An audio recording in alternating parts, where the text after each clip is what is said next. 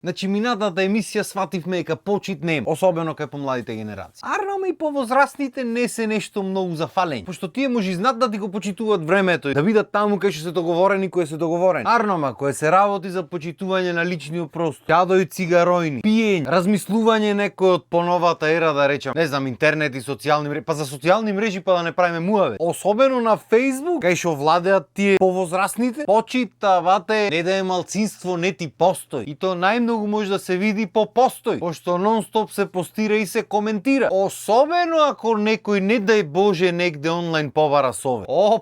Побара совет во некој од тие групите за совети што се. До здраве си го носиш, бате. Доброволно отвараш врата на најхардкор коментаторите што некогаш постоеле во векот. И мислам дека денес за тоа ќе правиме муа. Можи? Хајде да те пуште.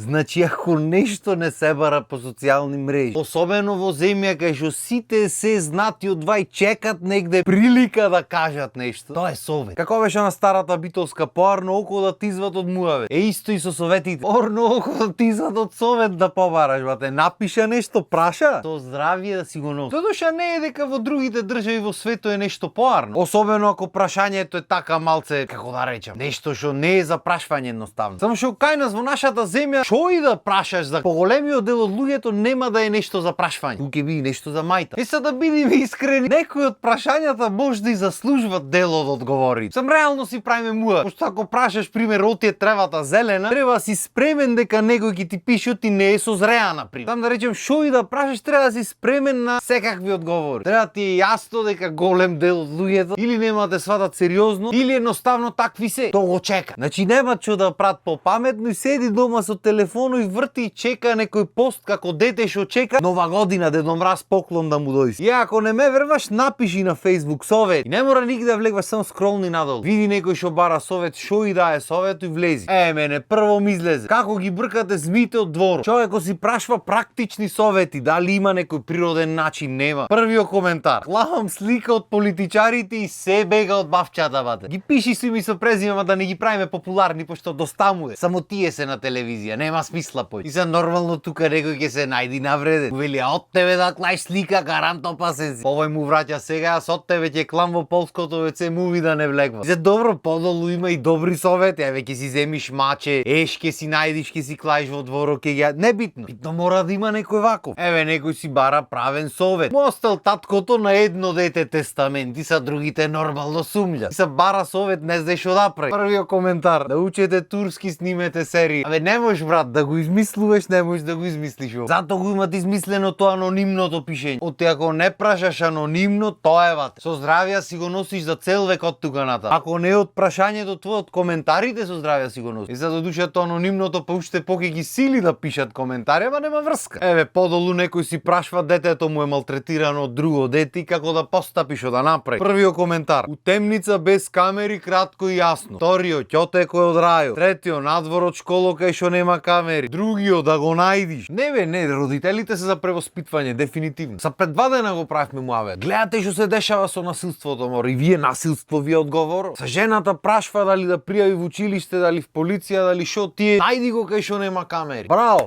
Алала ви. Сам јас разбирам кој се работи за твоето дете, сега ти помини низглед. Еве не сум долго родител, ама самата помисла дур го зборам ова, морници ме лаза. Ама дефинитивно не е одговорот да повикуваш на насилство онлайн. И тоа што се такви децата, и тоа што се случва ова, пред се криви родители. Мислам, вие можете да окривите и општеството, и партиите, и не знам, училиштата, и другите деца, и комшијата што сакаат. Ама најголемиот дел на траумите кај децата идат од дома. Може да боли вистината, јас разбирам. Најтешко го треба човек во гледало да си се опули, ама таа е вистината. И ете, има некој што вика пријави в полиција. Макар што и то знаеме како функционира, знаеме како оди систем. Се што ќе напрате, ќе му дадат опомена и откако ќе му дадат опомена, после детето уште поќе ќе биде малтретирано пошто ти кажа, така. Неве многу филмови се гледат, тоа е таа западна култура. Snitches get stitches. Деме кјути трпи и не кажува. Многу е јако како насилниците стално си го вртат наративот на приказната нив како што му одговара. Значи ако му одговара да кажеш ти треба да кажеш и тоа е воред, ако не му одговара, кажеш тоа што треба да си ќути. Седиш озборе, пофер не може да биде. Како и да е, мора да се најди некој начин, мора да постои чар. Само јас знам дека на никој не му е гајле, пошто ако му беше доста ќе беше најден систем негде во светот за овие работи. Ама мора да постои начин како ќе се санкционираат овие работи и ваквото понашање на децата, а богами и на нивните родители, пошто чим детето вака се понаша, прво одговоро се бара дома. Дали тоа ќе биде со казни, дали ќе биде со казнени сесии, дали со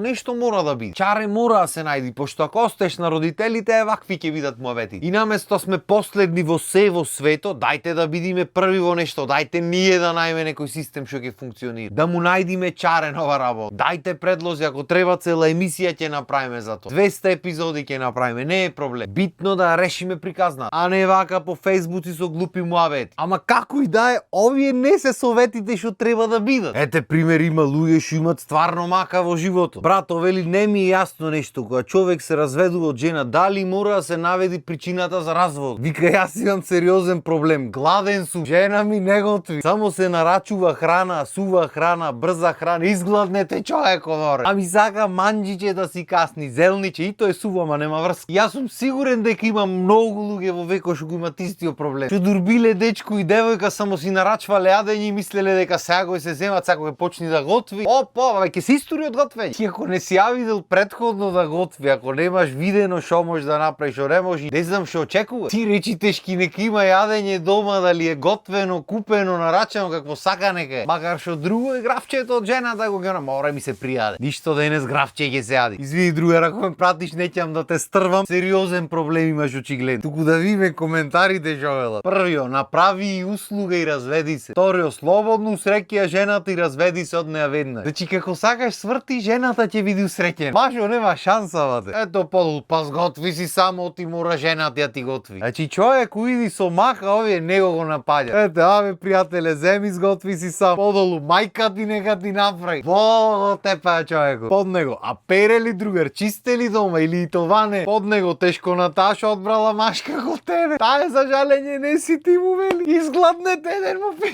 Ој па под него од приказните излезен на времето. На голема мака си домаќине. Ете некоја му пиши ми, јас многу сакам да готвам. Видиш се може да види.